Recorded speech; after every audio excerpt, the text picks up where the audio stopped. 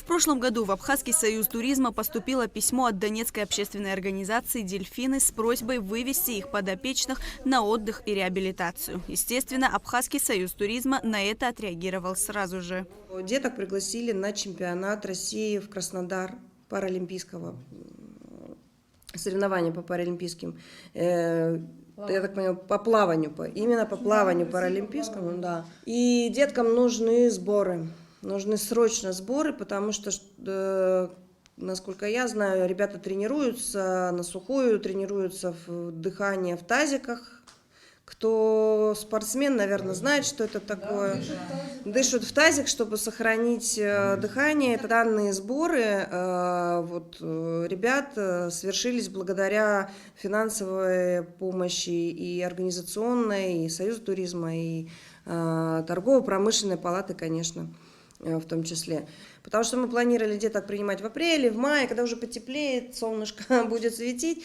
А тут здесь получилось так, что это было так вот очень спонтанно и срочно.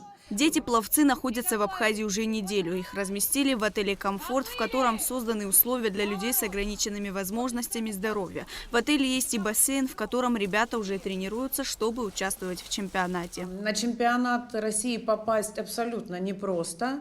Тем более это чемпионаты сильнейших.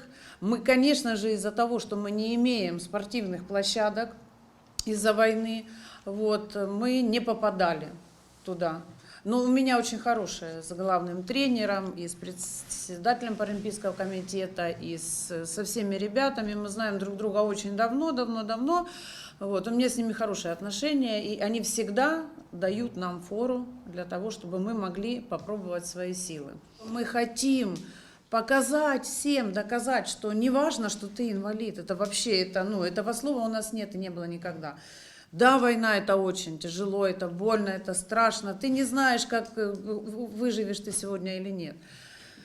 Но ты хочешь, и ты добиваешься. Вот оно, абхазское гостеприимство. То есть каждый человек, с которым мы общаемся, открывает перед нами свои двери. Что нужно, Тамила Валерьевна, что нужно? Давайте, какие вопросы, какие проблемы?